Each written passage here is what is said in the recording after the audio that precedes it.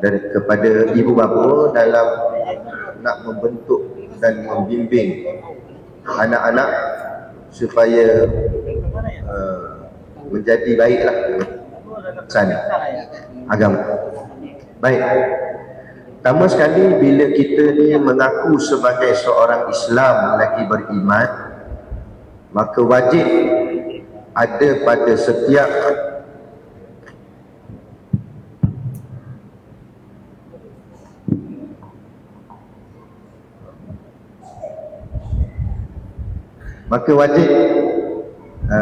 kita ada dalam setiap hati kita ini, iaitu meletakkan orang yang paling terbaik di dalam diri kita, di dalam hati kita, tidak lain dan tidak bukan junjungan besar kekasih kita Nabi Muhammad sallallahu alaihi wasallam.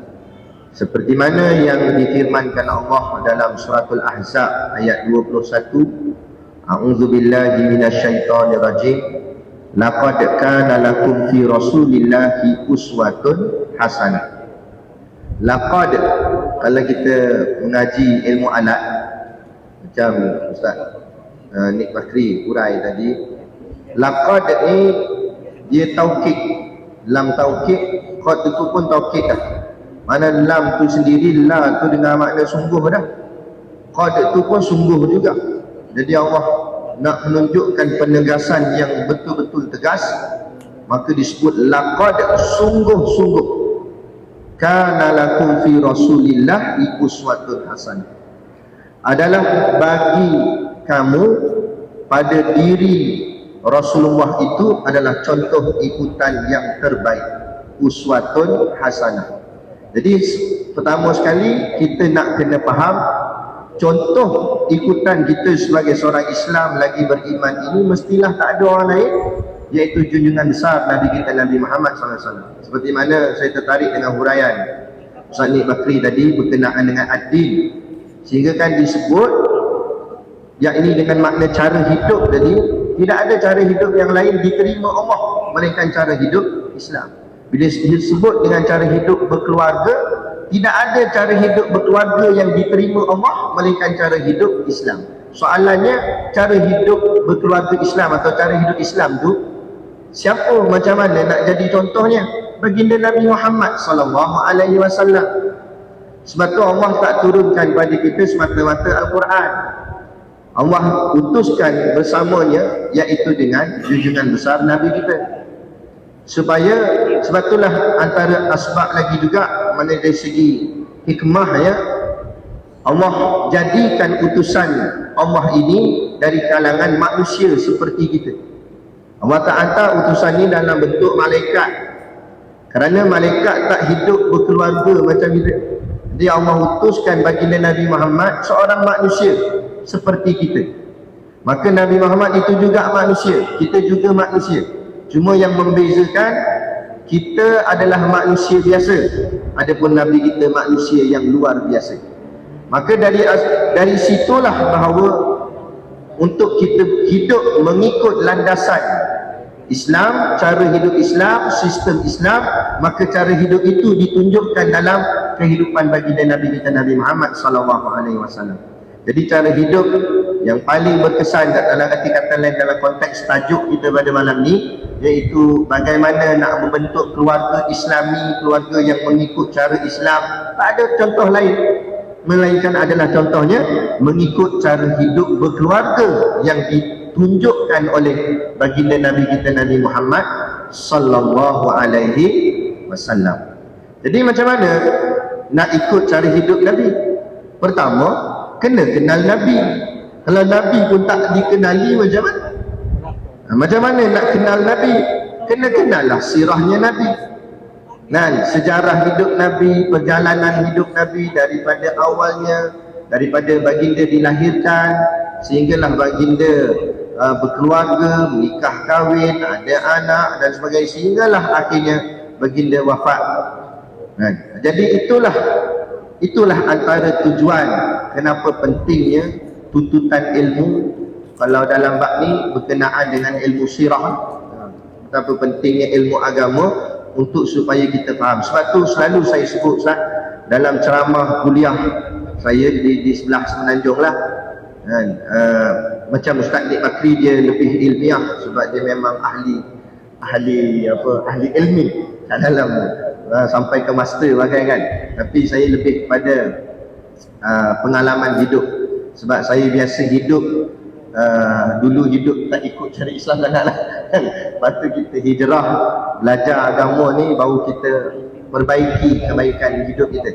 Nah, jadi bila disebut yakni makna kata bila kita belajar agama ni bukan pasal kita nak jadikan dengan sebab belajar agama tu sebab nak jadi ustaz, sebab nak jadi ustazah. Ini salah faham masyarakat.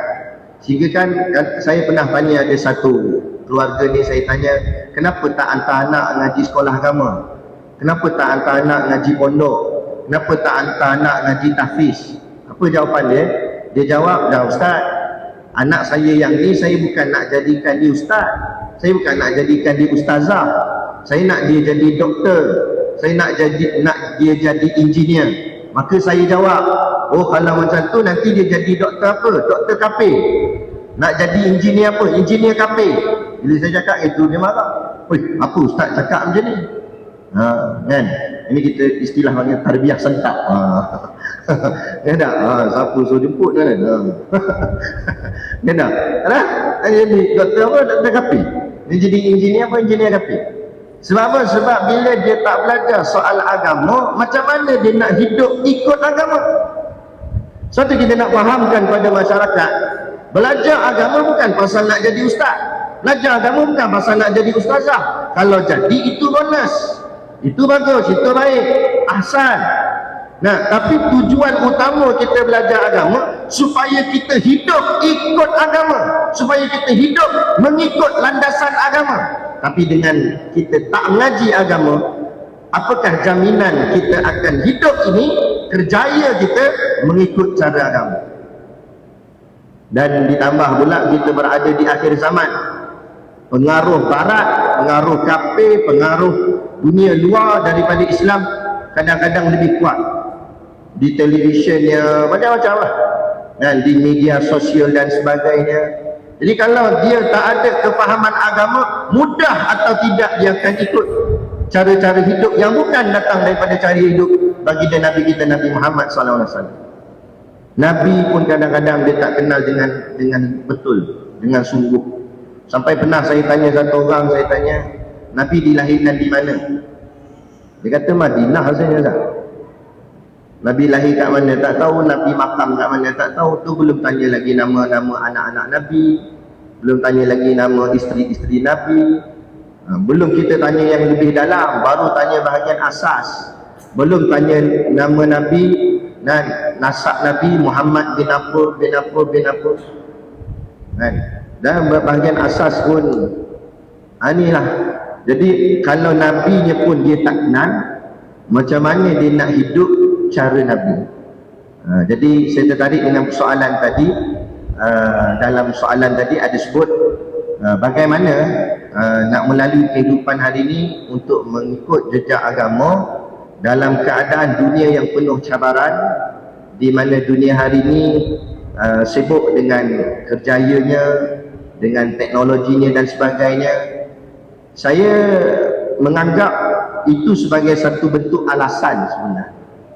Ya, kita tak boleh memberi alasan macam mana kami nak hidup cara agama dengan sebab zaman hari ni zaman kena bekerja, zaman dah. Habis saya nak tanya, nenek moyang kita dulu tak kerja ke? Duduk goyang kaki saja. Zaman Nabi dengan sahabat dulu tak kerja, baca Quran saja gitu.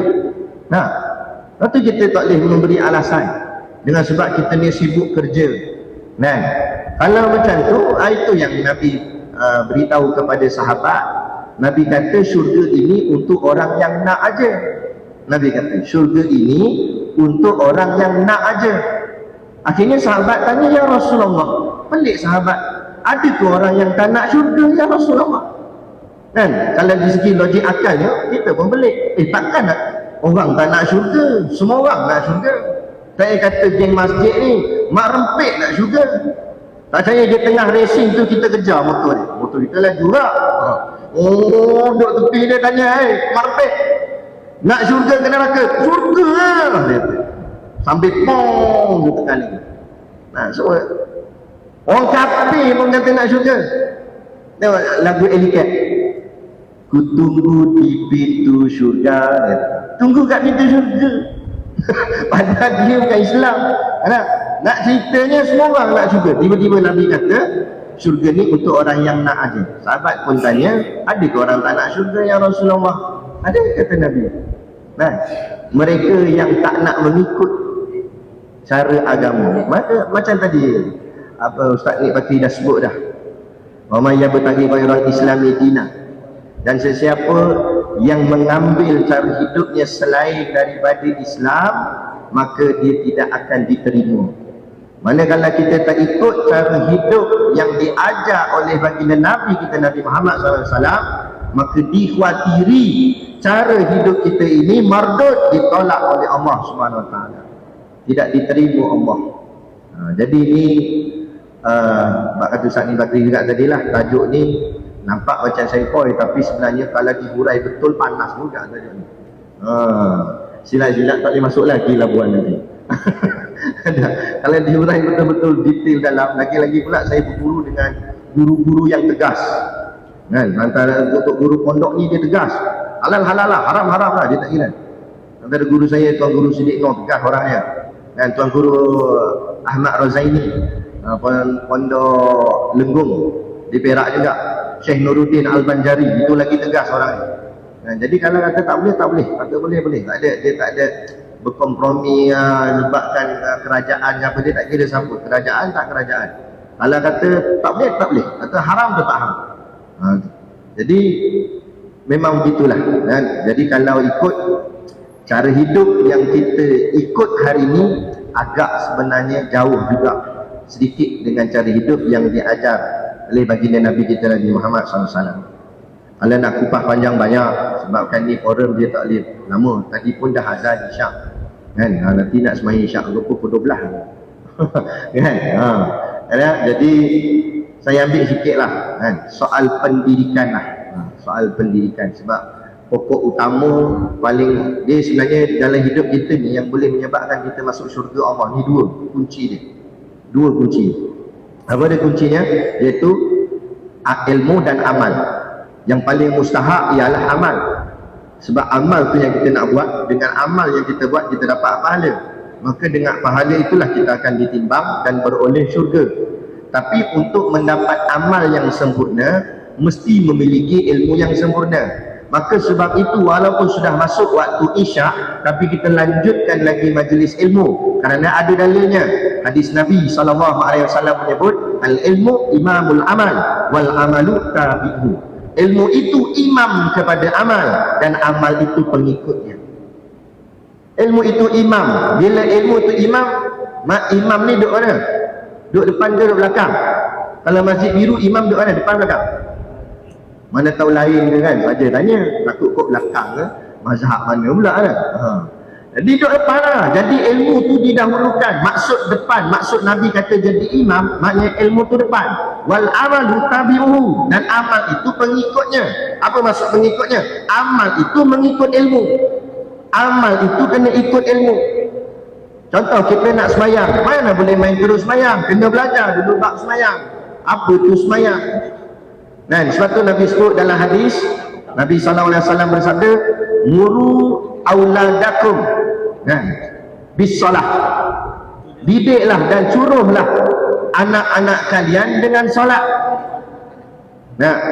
Wahum abna'u sab'i sinina, apabila dia telah mencecah umurnya 7 tahun.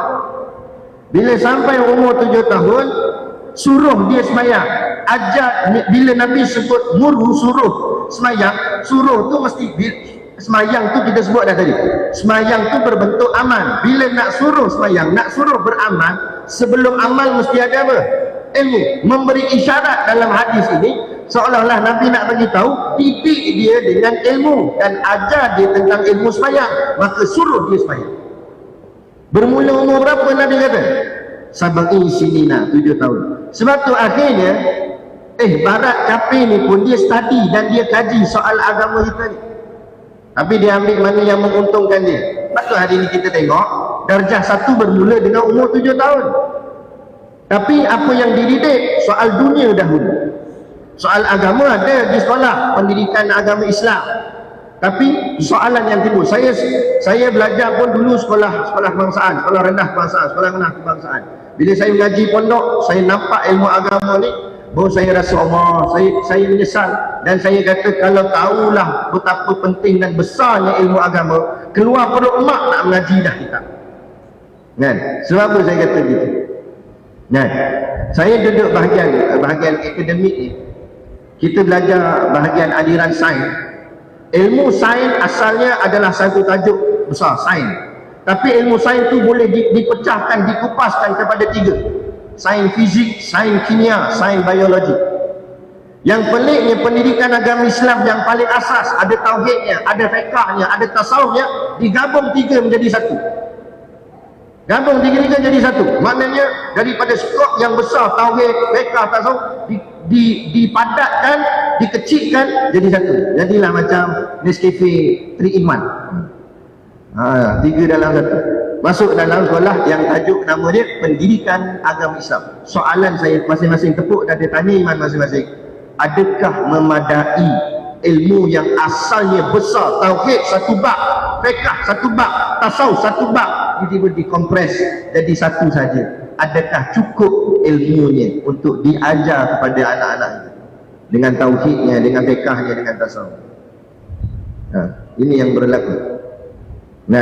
Jadi menyebabkan masyarakat Islam jelemah. Dan memang inilah kerja-kerja tangan-tangan jahat daripada musuh-musuh Islam secara halus, nak merosakkan Islam. Sebenarnya nak buang Islam ini, buang dari segi ilmunya. Kerana bila orang Islam tidak ada ilmu, orang Islam akan menjadi jahil.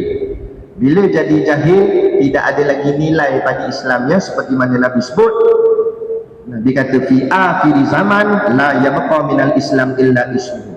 Pada akhir zaman, zaman kita hari ini, tidak ada yang tinggal daripada Islam itu melainkan tinggal namanya saja. Tinggal nama adalah Islam. Nama apa? Ahmad. Tapi nak pergi joget dekat konsert Coldplay. Sebut dah. Ini ni. Saya tahu dia tak, saya terlepas. Ada. Ni orang lain, nama-nama Melayu Islam, nama lawa-lawa, nama indah-indah, nama sahabat ada. Kan? Tapi buat perkara-perkara yang bukan datang daripada baginda Nabi kita Nabi Muhammad SAW dalam cara hidup. Sebab tu bermulanya itu daripada kecilnya lagi, didikan daripada awal. Lepas tu ada patah Arab menyebut, kata ulama, al-ilmu fi sighar kan naqshi 'alal hajar. Ilmu pada masa kecil adalah seperti ukiran di atas batu, lukisan di atas batu. Macam kita lukis suatu benda, kita gosok atas batu kan dia berlekuk batu. Datang air ke apa ke, dia akan kekal atas batu. Begitu jugalah kata ulama, didikan semasa kecil. Kalau daripada kecil lagi dididik dengan benda-benda yang bukan-bukan, maka benda bukan-bukan itulah akan dibawa sampai dia dewasa.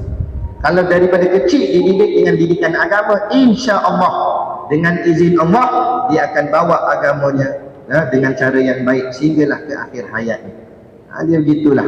Tapi kalau daripada kecil dah, kan, contohlah, sebab tu saya cakap kadang-kadang seorang anak dia jadi derhaka kepada ayah dia, kesilapan daripada ibu bapanya sendiri juga. Kan? Budak-budak ni, budak-budak kecil ni, walaupun nampak main-main, lompat-lompat, lari-lari, tapi dia perhati, dia tengok, dan apa yang dia nampak dia akan simpan dalam kepala dia. Benda yang simpan ni lah sampai ke akhir hayat. Macam kita juga, kita mesti ingat zaman kecil kita, macam mana ayah kita, macam mana mak kita. Jadi kalau contoh seorang ayah di zaman moden hari ni, dia jadi satu trend. Labuan saya tak tahulah, tapi kalau di belah Kuala Lumpur dan sebagainya, trend pakai seluar pendek, dia tak jadi apa dah. Sambung pakai seluar pendek, bawa anak ni, kan, dah jadi bapa orang dah, bawa anak pergi main taman permainan ke apa, kan. Anak tu tengok tu, Kau lama dia pun makin tua dah, anak pun makin besar dah. Bila dah tua, dia lah kan, nak pergi tengok wayang mata tak nampak. Koi rabun. Nak nyanyi karaoke gigi tak tak. Jadilah kali pergi masjid dah lah. Pakai dah suara pendek tu dah lah, pakai suara pendek lagi. Pakai kain pelekat itu lah, pakai baju Melayu, kopiah atas kepala kan. Azan kumandang maghrib, dia pun siap-siap nak pergi masjid. Tengok anak duk main motor tu, daripada Ezor besar jadi Ezor besar buluh punya. Lagi kecil dia nak.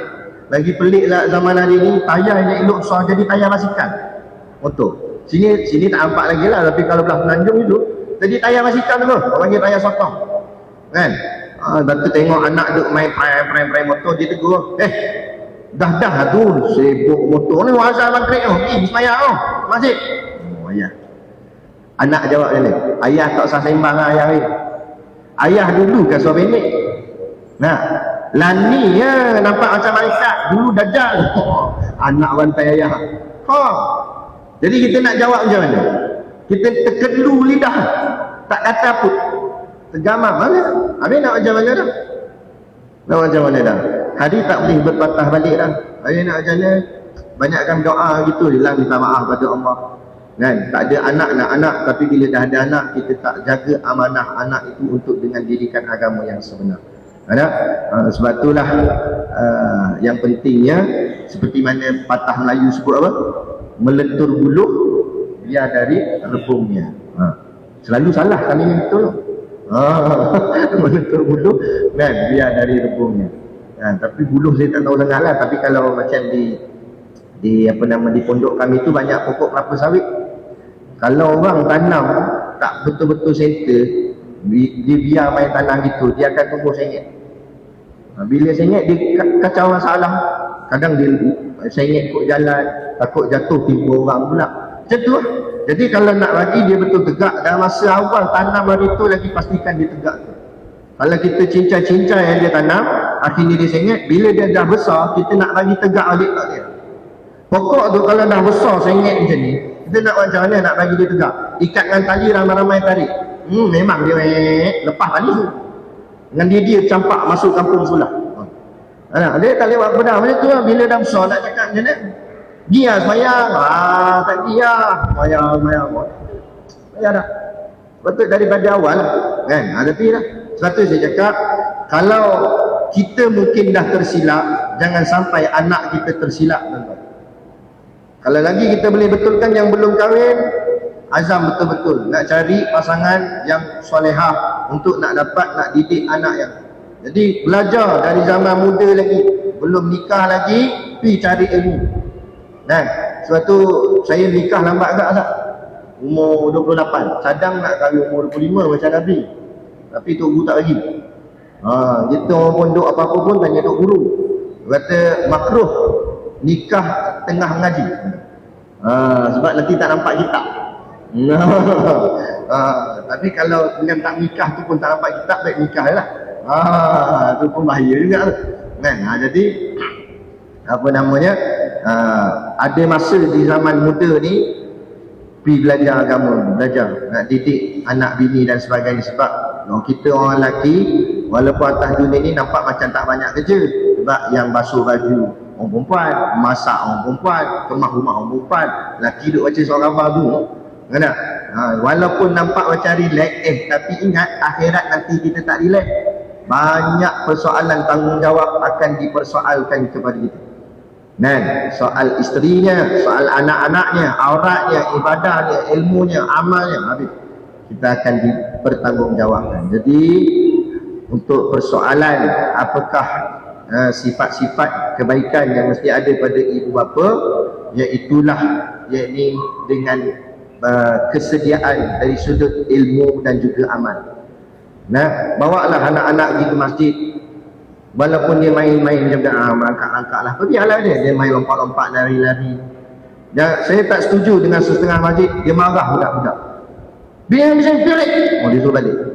Lama-lama budak ni dia akan rasa macam masjid ni tak syok nak pergi. Sebab kalau pergi orang marah. Akhirnya dia pergi tempat-tempat lain.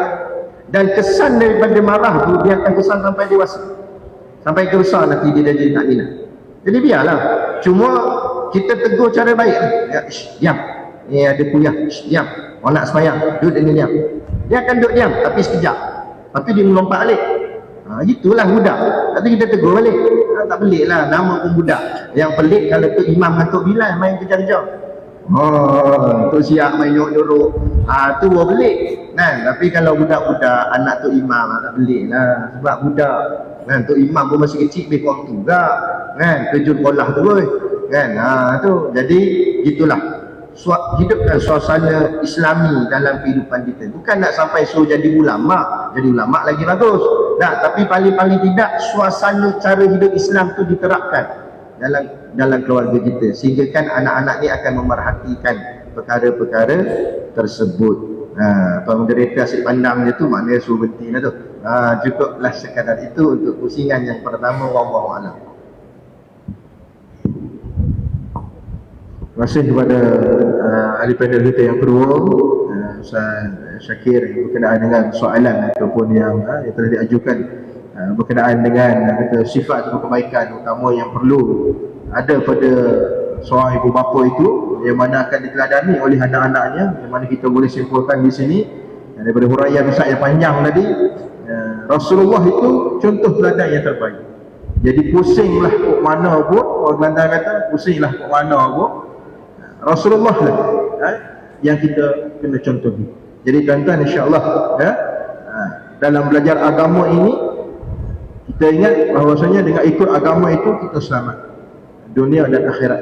Jadi insya-Allah itu sedikit kesimpulan yang boleh saya ambil daripada Fadil Ustaz tadi. Dan sementara kita menyejukkan sedikit suasana yang panas tadi, dipanaskan oleh ahli panel kita, ada sedikit iklan. Untuk makluman semua, program kita pada malam ini mendapat tajaan daripada Jabatan Agama, PPZ dan juga beberapa NGO Islam yang kita cuba untuk ketengahkan, Ustaz. Kita baru bermula, baru berjinak, dan dibantu oleh sahabat-sahabat kita daripada segenap lapisan kepakaran. Ustaz Saiful kita hari ini, dan ada Syekh Abbas kita, dia berada di ujung sana kalau Ustaz kenal lah. Daripada Wahdah kita ada Pamula, dan juga kita ada sukarelawan Yadim. Jadi program-program sebegini tuan-tuan, insya-Allah kita akan berusahakan untuk hadirkan ke Labuan. Dan tahun hadapan insya-Allah kita menjemput sekiranya ada pihak-pihak masjid selain daripada Masjid Biru, Masjid Hijau, dan insya-Allah akan datang Masjid Pink, Tanjung Aru, Masjid Anwar tak payah sebutlah, banyak sangat dah. Jadi dia duduk pusing sekitar ni je, Masjid Layangan. Jadi banyak lagi masjid-masjid yang lain, insya-Allah kita boleh berkolaborasi dengan pihak-pihak NGO ini tuan-tuan, dan juga dengan bantuan suntikan dana daripada Mawib dan sebagainya, kita boleh anjurkan.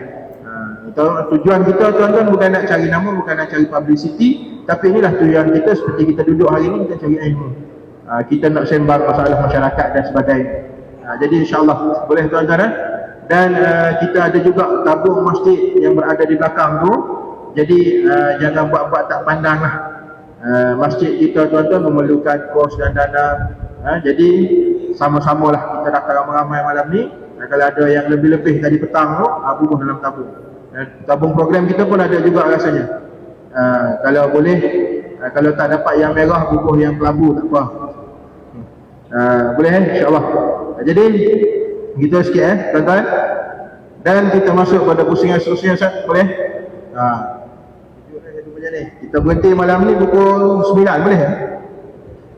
Boleh ya? Nampak semangat tu. Dia panas dah tadi tu. InsyaAllah kalau boleh awal, kita awalkan sikit lah. Tapi jangan risau, abang-abang haji, tuan-tuan haji yang datang tu, kalau mak haji tanya pergi mana, pergi dengan forum malam ni, panjang sikit. Tak pun kalau biasa balik tambah juga kan, singgah kedai kopi kan. Anak-anak kopi janda pula, betul tak? Sedikit lah, tak ada semua ni yang datang-datang ni, semua yang baik-baik lah. Mak-mak haji yang sebelah tu jangan risau, insyaAllah. Jadi insyaAllah Ustaz Ali Bakri boleh yang soalan seterusnya. Ni kita dah sembang bab kahwin. Ni kita ada satu soalan ni berkenaan dengan perceraian. Jadi trend juga kita ni tuan-tuan sekarang. Jadi perceraian ini merupakan satu perkara yang boleh mendatangkan 1001 masalah dalam kehidupan manusia yang berumah tangga. Jadi bagaimanakah cara untuk kekalkan bahtera perkahwinan ini dan menjadikan perkahwinan yang setahun jagung ini, walaupun banyak ujian yang menimpa, tetapi suami isteri tetap teguh bersama, saling melengkapi antara satu sama lain dan dapat mengelakkan daripada perceraian berlaku. Bagaimana nak mengelak perceraian? Wallahu. Bismillahirrahmanirrahim. Wa bihi nasta'in ala umuri dunya waddin. Amma ba'd.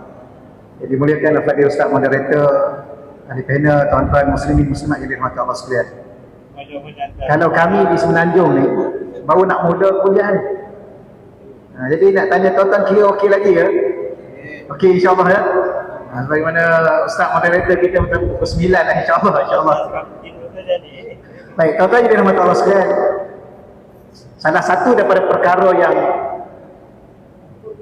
yang kita nak kata apa ya, dalam akhir zaman khususnya kita kat Malaysia ni ialah isu perceraian.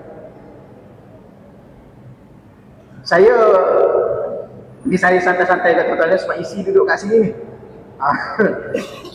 Masa saya nak selesaikan tesis master saya tu, saya praktikal di satu mahkamah syariah satu daerah di Selangor. 2 bulan lebih kurang saya praktikal di situ. Tuan-tuan tahu apa cerita dia? Daripada pagi sampai petang, tiap-tiap hari, pagi sampai petang ada satu hari saja yang tak ada, iaitu hari Selasa. Hari lain pagi sampai petang buka satu fail bercerai, buka satu fail bercerai, buka satu pagi sampai petang. Tuan-tuan sekalian, kalau kira-kira dalam satu hari itu antara 20 hingga 30 pasangan bercerai. Satu hari untuk satu daerah. Mahkamah syariah satu daerah. Selangor ada 9 daerah lebih kurang. Ini Ustaz. Sehingga ada saya catatan sedikit tuan-tuan sekalian, sehingga ada satu ketikanya keluar satu majalah Cosmo, Malaysia negara janda dan duda. Malaysia ni antara negara janda ramai, duda pun ramai. Pada ketika itu dikatakan bahawa 156 pasangan Islam bercerai setiap hari. 156 pasangan di Malaysia ni bercerai setiap hari. Kau tak boleh bayang tak? 365 hari satu tahun. Satu hari 156. Yang terbaru saya dapat daripada kawan-kawan lawyer syar'i. Beliau mengatakan sekarang ni 1 hingga 3 minit satu pasangan bercerai. Oleh tu tak boleh bayang ya. Dan yang peliknya ya, ada satu yang saya tanya yang Arif. Kata yang Arif, kita ni tak ada kes lain ke ni? Daripada pagi seminggu tadi, pagi sampai petang, rehat sekejap zuhur, rehat sekejap asar, tuan-tuan sekalian bercerai. Yang bercerai pula tuan-tuan pelik. Ni tuan-tuan tolong ingat ya. Ya tolong ingat. Kisah bercerai pelik tuan-tuan. Yang ada saya cuba catatan sedikit di sini ya. Ada yang bercerai sebab apa tuan-tuan tahu? Sebab pici ubat gigi. Suami dia suka pici ubat gigi, biasanya kat mana tuan-tuan? Kat atas ya, supaya cepat sikit. Isteri pici ubat gigi kat bawah. Yang biasanya tuan-tuan atas ke bawah ni. Masuk mahkamah bercerai tuan-tuan. Ada satu kes tu bercerai tuan-tuan tahu. Balik kerja, dua-dua kerja, penat. Balik-balik tengok ada tai cicak tuan-tuan. Suami kata, okey, you tolong buat tai cicak. Kata, you dah buat, I penat tau. You ingat I tak penat ke? Bergaduh pasal tai cicak, file cerai. Kalau tuan-tuan nak dengar ni berat lagi ni tuan-tuan ya. Kadang-kadang madu saya nak baca.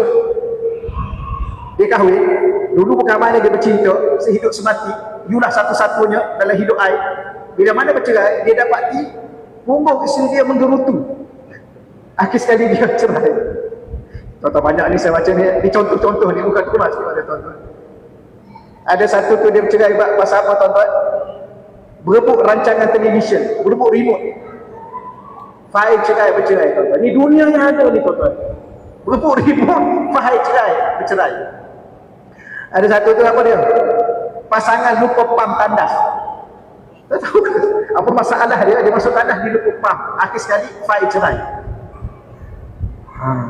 Tuan-tuan boleh bayang tak dunia ada di akhir zaman? Apa cerita sebenarnya? Apa masalah sebenarnya? Ustaz Syakir sebut tadi lah. Mungkin hanya kerana berbekalkan cinta kononnya. Tak boleh tuan-tuan, saya nak sebut sedikit beberapa perkara supaya kita ambil perhatian. Ya, tuan-tuan boleh bayanglah, ya 1 hingga 3 minit satu pasangan bercerai. Dan pasangan tu bukan pasangan biasa tau. Pasangan tu pasangan yang bercinta 2, 3, 4 tahun bercinta. Ada bercinta sampai 7 tahun. Kahwin seminggu je. Ini satu keadaan yang berlaku dalam masyarakat kita hari ini. Bahkan akhir sekali ada pihak-pihak tertentu membuat keputusan dia tak nak kahwin. Kenapa? Masalah kahwin dia kata masalah, baik air hidup sendiri je. Ya, sebab kalau air nak sesuatu banyak kan. Kita nak cerita juga Ustaz.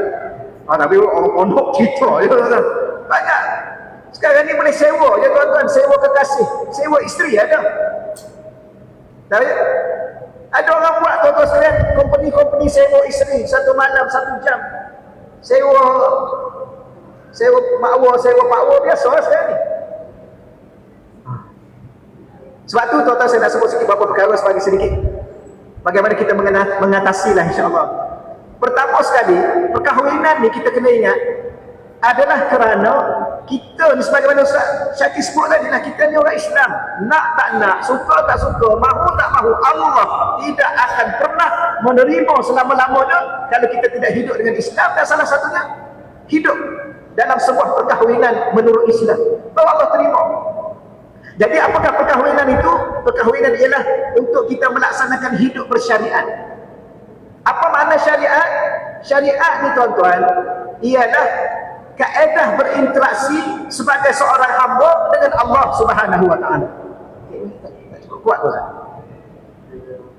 Tunggu. Tapi okey, jelas tuan-tuan sekalian. Apa makna syariat? Yang kita sebut tadi jumlatul ahkam, al-faraid, al-awamir, al-nawahi, itu istilah-istilah tuan-tuan. Syariat ni ialah kaedah bagaimana kita sebagai seorang hamba untuk berinteraksi dengan Tuhan Yang Maha Pencipta. Maka salah satu kaedah berinteraksi melalui syariat ialah hidup dalam sebuah perkahwinan. Sebab dan perkahwinan itu sendiri adalah ibadah. Jadi bila mana kita menunaikan sebuah perkahwinan, kita ingin hidup sebagai seorang hamba yang sedang beribadah. Maka bila mana kita beribadah, halangan dia banyak. Halangan daripada syaitan, halangan daripada nafsu kita, halangan daripada luar, halangan daripada dalam. Maka sebab itulah ada baru ni ada satu soalan dibagi pada saya dalam satu apa program. Sekarang ni berapa ramai suami-suami dia rasa sebab apa dia nak cerai dengan isteri dia? Sebab dia rasa terbeban. Salah satunya terbeban kerana menanggung nafkah. Apa pandangan Ustaz? Saya kata tuan, hidup kita ni hidup beribadah. Maka perkahwinan itu ibadah. Jangan kita pernah sekali-kali merasakan bahawa kita terbeban dengan ibadah. Kau tak pernah rasa terbeban dengan solat? Tak nak solat lah terbeban. Dia kena bangun pagi-pagi. Nah, saya pun dari macam Ustaz, kena bangun pagi. Selalunya kami ya pukul 6 baru subuh. Sini ni awal sikit. Macam aku tahajud pula. Habis tak ada yang bangun, terbeban. Jangan, mana ada terbeban. Orang Islam tak akan pernah sekali-kali terbeban dengan ibadah. Kerana ibadah itu adalah hubungan interaksi kita dengan Allah. Tuan-tuan, sedikit persoalan dalam hidup ni. Bila mana kita salah faham. Apa yang salah faham dalam hidup bersyariat? Ada orang, dia hanya berinteraksi dengan syariat. Contoh, dia solat. Dia hanya berinteraksi dengan solat. Sebab tu ada setengah mengatakan, yang penting solat. Lewat ke tak apa, khusyuk ke tak khusyuk, yang penting solat. Sebenarnya solat itu penting, bukan yang penting tu, yang penting solat. Lewat pun tak apa, janji solat. Tak khusyuk pun tak apa, janji solat. Kat rumah pun tak apa, janji. Bukan itu tuan-tuan. Kerana apa? Kerana syariat kita bukan berinteraksi dengan solat. Kita berinteraksi dengan Allah yang memfardukan solat. Sama juga bila mana kita berkahwin. Bila mana kita berkahwin, kita beribadah. Bila mana kita beribadah, kita bukan sekadar berinteraksi dengan isteri atau dengan suami. Kita berinteraksi dengan Allah yang menentukan ibadah perkahwinan itu. Betul ingat ya? Maka setiap saat, setiap waktu, setiap ketika di saat kita dalam sebuah perkahwinan, kita diberi pahala oleh Allah. Kita diberi pahala tuan-tuan sekalian. Sabarlah sekejap. Ke ada rasa macam mana juga? Okey ya? Dia tuan-tuan persoalan salah satunya, kita lelaki ni sebagai suami kena banyak sabar. Tahanlah sekejap tuan-tuan sekalian. Ya. Isteri kena banyak bersyukur. Ya, isteri ni kena banyak. Orang perempuan, salah satu masalah orang perempuan, dia tak banyak bersyukur. Dia banyak songeh. Ya. Kadang-kadang dia bandingkan suami dia dengan suami orang. Kenapa abang tak buat saya macam ni? Tengok suami dia. Jadi isteri dia lah. Ya. Abang tengok suami orang sebelah beli sofa baru. Ya. Beli kereta baru. Abang bila nak beli? Dia bandingkan suami dia dengan suami orang. Ini masalah tak bersyukur dengan suami sendiri. Orang perempuan dia bukan rosak dengan suami dia tau. Orang perempuan dia bukan rosak dengan harta benda. Orang perempuan bukan rosak dengan kecantikan dia ada. Orang perempuan dia rosak dengan perasaan dia sendiri. Perasaan tak bersyukur. Okey ya? Ke direct sangat ni? Okey lah. Kita suami kena banyak sabar tuan-tuan. Sebab orang perempuan ada waktu dia macam kanak-kanak. Okey ya?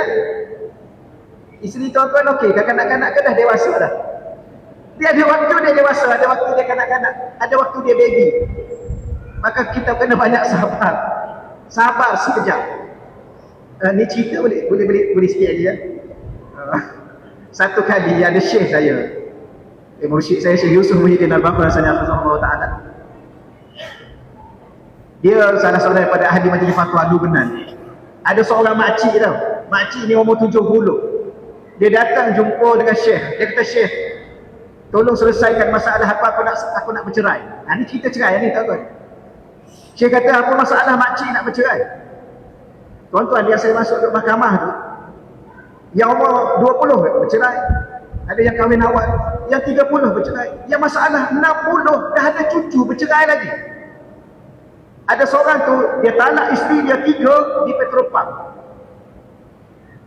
Tak tahu dia bergaduh apa masalah di Petropam, nak pergi ke satu tempat, kemudian berhenti Petropam, bergaduh kat situ, talak 3 isteri dia kat situ. Ya Arif tanya, "Tuan dulu kahwin kat Petropam?" Sampai cerai isteri 3 tu. Ini dunia yang ada hari ni, subhanallah, dahsyat. Baik, kemudian Syekh, dia kata, "Apa masalah makcik nak bercerai?" Dia kata, "Selama aku duduk dengan suami aku, satu benda baik pun suami aku tak buat dah. Maka aku nak bercerai." Makcik dah hidup berapa lama? Dah 40 tahun dah hidup dengan makcik, kata dia. Maka Syekh saya kata apa? Makcik ni ada 2 keadaan. Dah 40 tahun duduk dengan makcik, baru nak bercerai. Katanya makcik tak buat apa-apa kebaikan pun. Makcik ni ada 2 keadaan. Pertama, makcik wali Allah. Yang kedua, makcik pembohong. Dia kata, "Kenapa bohong sangat?" Mana ada orang yang boleh duduk dengan seseorang, suami yang satu benda pun tak buat baik, tiba-tiba boleh duduk 40 tahun. Anak ada, cucu ada. Kemudian kata tak ada apa pun buat baik. Ini minta tuan-tuan ni Nabi sebut, ini kerana orang perempuan. Ya.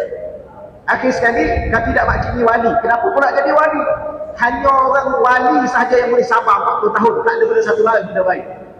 Tapi makcik, Syekh kata apa? Tak payahlah makcik bercerai. Makcik tu dah umur berapa? 75. Sabar dah sekejap. Dah tak lama matilah tu. Tuan-tuan, hidup ni sabar je lah sekejap. Kerana kita sedang menunggu mati. Mati ada cerita lah. Bila nak mati tuan-tuan? Bila? Sebab tak ada ustaz kita, tutup guru kita kata, kita kena baca Quran. Sampai bila? Sampai mati. Oh, lama lagi. Ya, mana ada lama lagi tuan-tuan? Malam ni mati, tak adalah baca Quran. Kalau nak baca Quran malam ni. Kalau nak tuan-tuan nak dengar forum malam ni je, tuan-tuan sekalian. Tuan-tuan balik apa ni, siapa boleh jaminan dengan forum tahun depan pula? Ni tahun depan, tahun depan tak ada dah tahun. Ini saja yang ada. Baik, cuma saya nak sebut satu perkara, perkahwinan adalah ibadah. Maka bertahanlah dengan ibadah yang ada, moga dengan ibadah ini Allah bawa kita ke syurga. Yang kedua, perkahwinan adalah sunnah baginda Nabi SAW. Ustaz Syakir sebut tadi, tapi Ustaz Syakir sebut rengkah tu, dah paling rengkah tu Ustaz. Sebenarnya, kalau saya nak tanya soalan, nak masuk syurga, kena hidup dengan Islam. Nak diterima hidup dunia dan akhirat dengan Islam. Macam mana kita nak tahu kita hidup dengan Islam? Ustaz Syakir sebut tadi, hidup dengan Nabi. Macam mana hidup dengan baginda Nabi? Hidup dengan Al-Quran dan Sunnah. Macam mana nak hidup dengan Quran dan Sunnah? Hidup dengan para alim ulama. Kerana kita tidak akan mampu memahami tuan-tuan sekalian, kecuali dengan para alim ulama.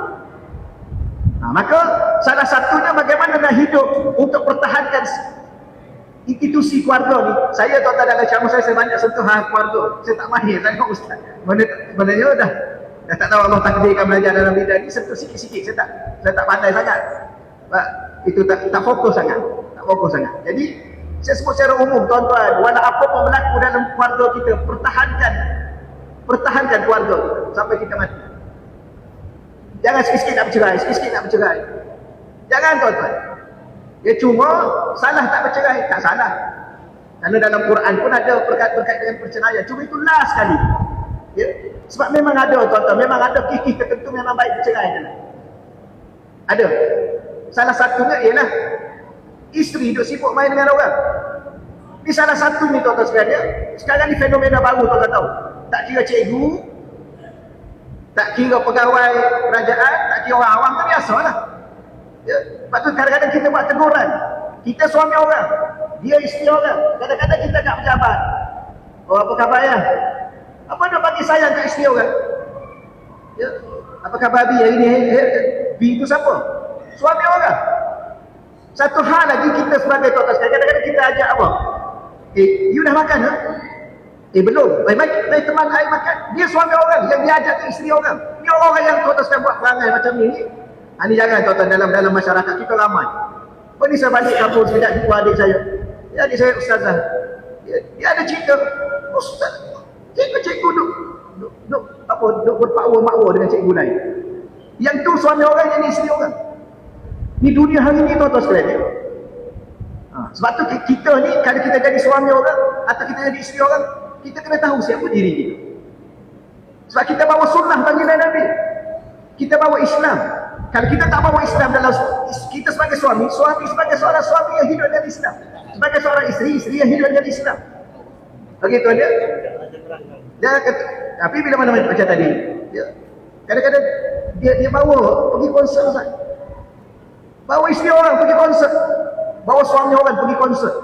Sini saya tak tahulah kan. Saya cerita belah-belah tak tahulah. Sedikitlah nak sebut sikit yang Ustaz sebut tadi tuan-tuan sekalian. Tapi sebut ni memang kena ban ni. Tuan-tuan, tolong didik anak isteri kita. Kita orang Islam ada nilai. Ada harga diri. Jangan pernah sekali-kali kita benarkan anak isteri kita dihiburkan oleh orang non-Muslim. Itu nilai diri kita tuan-tuan. Orang non-Muslim ni, dulu saya minat juga Ustaz dengan lagu-lagu ni. Dengar juga Westlife, Backstreet Boy. Tahu tak? Tahu ya? Itu zaman dulu. Zaman kita lah Ustaz ya. Zaman dulu Westlife tu okey lah juga kan. Backstreet Boy, apa lagi? Ada lah dengar juga Ustaz. Dengar juga lah. Tapi tak pernah lah pergi konsert. Tapi bila mana kita terfikir balik, ya Allah, dalam hati kita ada iman, dalam hati kita ada Islam. Tuan-tuan sekalian, kita nak balik akhirat nanti nak dapat redha Allah. Ya, kita ada nilai diri pada pandangan Allah. Tuan-tuan, jangan pernah sekali-kali benarkan anak isteri kita dihiburkan oleh orang yang Allah akan campak mereka dalam neraka. Tapi sekarang ini dah tak boleh sebut kafir Ustaz. Jangan sebut kafir. Non-Muslim okeylah. Okeylah ya. Kafir tak boleh. Ya, saya belajar di Indonesia. Di Indonesia dah keluar satu undang-undang. Penceramah yang sebut kafir akan ditarik balik, kebenarannya akan diambil tindakan atas alasan apa? Tapi saya bukan nak burukkan Indonesia, tak ada tuan-tuan sekalian, kita mengaji di situ. Sebab Indonesia ni dia ada 6 agama rasmi negara. Indonesia ni dia ada 6 agama rasmi negara. Dan kadang-kadang dia orang memuji kita. Alhamdulillah, Malaysia ni selamat. Agama rasmi satu saja, iaitu Islam.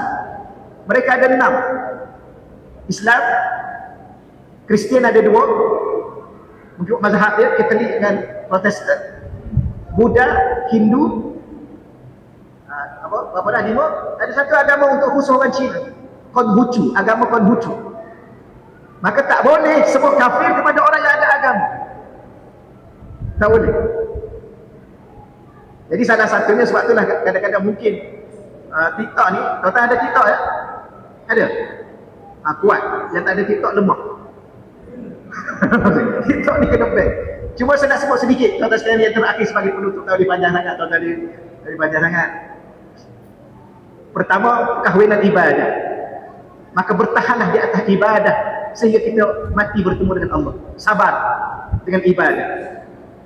Kecuali, tapi tidak dinafikan sampai satu waktu mungkin Allah tidak lagi kita ada jodoh dengan dia, maka kalau bercerai juga dengan takdir Allah, itu kita redha saja. Yang kedua, bertahan kalau sekalian kerana apa? Perkahwinan itu sunnah junjungan baginda Nabi sallallahu alaihi wasallam. Kerana cinta kita pada junjungan baginda Nabi, maka kita pertahankan perkahwinan itu. Kerana apa? Kerana kita kahwin pun sebab Nabi. Nabi suruh kita kahwin. Ya. Baik. Cuma ada satu perkara saya nak faham sebagai penutup, saya nak sebut sikit. Berkahwin ni bukan untuk bahagia tau. Sebab salah satu punca perkahwinan, kenapa punca perceraian, kenapa you nak cerai? Sebab I dah tak bahagia. Dulu I ingat I kahwin, I boleh bahagia. Rupanya tak bahagia. Tuan-tuan, siapa yang muda-muda ni kan, yang belum kahwin ni, jangan ada dalam hati kita niat kahwin kerana nak bahagia. Kahwin kerana Allah. Kahwin kerana demi ajaran Rasulullah. Dan ada waktu hidup ni, ada waktu bahagia, maka berbahagialah. Tapi ada waktu kita akan derita, maka terimalah. Ada waktu gembira, ada waktu sedih. Puan-puan jangan ingat, memang I nak kahwin dengan you boleh bahagiakan I tak? Dia bagi syarat. Kalau you boleh bahagiakan I terima you. Kalau you tak boleh bahagiakan I tak nak. Jangan salah faham ni. Hidup ni kan ada dunia, ada akhirat. Ada siang, ada malam. Ada sakit, ada demam. Ada sehat, ada sakit. Ada susah, ada senang. Ada gembira, ada sedih. Itulah kehidupan berkeluarga. Mana ada keluarga selalu senyum? Bukan you dulu suka senyum kat air, tapi kenapa kaki duduk masa muncul aja? Jadi kahwin bukan untuk bahagia. Sebab ada orang sebelum kahwin punya bahagia, lepas kahwin derita sampai sekarang. Betul ya? Tapi harap-harap bukan kita dah Ustaz. Ustaz masih bahagia insya-Allah ya. Tapi tujuan apa untuk kahwin? Selain daripada ibadah, selain daripada sunnah, kahwin ialah untuk tenang. Surah Rum ayat 21. Wa min ayatihi, dan di antara tanda-tanda keagungan Allah, kebesaran Allah, an khalaqalakum min anfusikum azwaja. Allah cipta daripada kita ni pasangan-pasangan, saya terjemah di terus, pasangan-pasangan. Tujuan apa pasangan itu? Bukan untuk bahagia, litaskunu ilaiha, untuk kamu rasa tenang dengan dia. Kita tenang dengan isteri tenang dengan kita. Cuma persoalan macam mana nak tenang? Dan tenang tak akan mungkin kita dapat daripada isteri kita semata-mata, isteri kita dapat daripada kita. Tuan-tuan, kadang-kadang kita tengok muka isteri jadi tak tenang. Betul ya? Tuan-tuan pernah tengok isteri tak tenang? Pernah? Kita takut nak cakap. Kadang-kadang kita isteri pun tengok suami jadi tak tenang. Betul ya? Betul ya ni? Dia selalu tenang, I tengok you selalu tenang. Ya? Tak, kadang-kadang I fed up lah dengan you ni. Sebab apa? Mana punca tenang? Ala bizikrillah tatma'innul qulub. Macam mana isteri nak tenang dengan suami, suami nak tenang dengan isteri? Suami ingat Allah, isteri ingat Allah. Anak-anak ingat Allah. Kita kena bawa isteri kita ke masjid. Kita kena bawa. Tuan-tuan sekalian, sebab tu saya nak sebut begini tuan-tuan sekalian. Jangan tuan-tuan letak suami atau isteri dalam hati tuan-tuan, jangan. Balik nanti, yang ini tuan-tuan isteri tak datang semua kan? Tuan-tuan balik nanti, tuan-tuan jumpa isteri, tuan-tuan buat serius sikit lah, berlakon sikit. You datang sini ingat dalam depan I nak bagi tahu malam ni. You ingat tak dulu? I pernah cakap kat you, I letak you dalam hati I selama-lama. You ingat tak? Tuan-tuan dulu kan masa bercinta, pernah bercinta ya? Tak pernah bercinta? Rugi tuan-tuan. Siapa yang tak pernah bercinta sekarang? Rugi. Tapi tuan-tuan, di saat kita bercinta ada satu pantang. Jangan pernah tuan-tuan letak sesiapa pun dalam hati tuan-tuan. Jangan. Dulu masa bercinta, you lah dalam hati I. Ya, I ukir nama you di hati I selama-lama. Ni bohong semua ni tuan-tuan. Ya. Jadi malam ni tuan-tuan balik, sama juga puan-puan balik. Kalau suami yang tak datang malam ni, bang ke B ya? Kau orang Semenanjung, dia panggil B. Apa khabar B? B duduk sekejap ni. Ayang nak cakap malam ni serius sikit ni. B ingat tak dulu? Ya. I letak B dalam hati I, ingat tak? Ya, ingat. Okey, malam ni I nak buang you daripada hati I. Tuan-tuan, malam ni tuan-tuan kena buat keputusan, puan-puan kena buat keputusan, panggil suami, panggil isteri. Malam ni I nak cakap kat you, I akan buang you daripada hati I. Kenapa pula you ada orang lain? Tak. Ya, buang hati. Okey tuan-tuan ya. Sebab nak tenang ni. Yang menjadi masalah kita tak tenang kerana dalam hati kita letak makhluk yang nama suami, yang nama isteri. Kadang-kadang suami itulah yang tak tenangkan kita, isteri itulah yang tak tenangkan kita. Yang boleh tenangkan kita hanya Allah. Jadi mesti suami kita akan tanya, atau isteri kita tanya, kalau you buang, you sayang ni, you buang air daripada hati, you nak letak apa dalam hati, I nak letak Allah sahaja. Dalam hati kita hanya ada Allah tau. Sebab bahagia bukan pada isteri, bahagia bukan pada suami, bahagia bukan pada perkahwinan, bahagia pada hati kita masing-masing. Di saat kita suami yang berbahagia, kita boleh bahagiakan isteri. Di saat isteri kita berbahagia, dia bahagia bukan dengan kita, dia bahagia dengan Allah. Dia solat, dia bahagia. Dia baca Quran, dia bahagia. Dia hidup dengan Islam, dia bahagia. Ya. Tuan-tuan jangan pernah mengharapkan kebahagiaan daripada seorang suami, jangan. Dan jangan tuan-tuan claim balik. You dulu you ingat, you kata you nak bahagia I tahu. Sekarang kenapa you buat I menangis? Kita juga silap sebab I akan buat you selalu senyum dalam hidup you dengan I. Itu jangan tuan-tuan. Baik, setelah ada tenang, barulah Al-Quran bawa perkataan kedua. Litaskunu ilaiha wa ja'ala bainakum mawaddah. Baru datangnya cinta. Kita kalau dah tenang dengan orang, baru boleh cinta. Kalau kita hidup dengan orang, tak ada tenangnya, nak cinta buat apa? Okey ya? Dan cinta kena faham. Yang kita tengok filem-filem cinta, itu bukan cinta. Itu apa? Fras apa? Semua filem kecewa tu Ustaz. Mana ada filem cinta? Ya kejap bergaduh. Cinta mana ada bergaduh? Cinta mana ada benci? Dulu memang I cinta kat you, sekarang I benci kat you. Itu bukan cinta. Betul tak tuan ya? Tuan nak belajar cinta sikit malam ni. Sikit je lah, tak boleh belajar banyak-banyak. Cinta adalah memberi. Cinta tak menerima. Kalau perempuan cakap cinta kat suami, itu sudah cukup. Jangan perempuan tanya, I love you, you love me. Itu bukan cinta, itu bisnes. You cinta tak kat I cinta kat you dah. You cinta tak kat I? Itu bisnes. Cinta adalah cinta. Cinta hanya memberi. Cinta tidak menerima. I cinta kat you, sama ada you cinta kat I, you tak cinta, itu hak you. Tapi yang pasti I cinta kat you. Berapa cinta tak kat suami? Sama ada suami cinta kat puan atau tidak, itu hak suami. Yang pasti hak kita telah mencintai dia. Dan cinta bukan kerana dia suami kita. Dan cinta bukan kerana dia isteri kita. Cinta kerana Allah. Okey? Sebab tu lafaz cinta kena belajar. I love you fillah. Campur sikit saya Arab dengan Inggeris. Lepas ni balik rumah, I nak cakap pada you tahu. I love you fillah. Ana uhibbuka fillah. Saya cinta awak bukan kerana awak suami, bukan kerana awak baik, bukan kerana awak cinta saya, tak. Saya cinta awak kerana Allah. Sampai satu saat nanti kalau awak tak cintai lagi saya tetap mencintai Allah, mencintai awak. Saya cinta bukan kerana awak. Baru kita akan bahagia. Baru ada cinta yang sebenar. Selama ni rupanya kita bukan bercinta. Kita berbisnes dengan suami dan isteri kita. Kita buat baik pada dia sebab dia baik. Kalau dia dah tak baik dengan kita tak akan mungkin lagi baik dengan dia. Okey?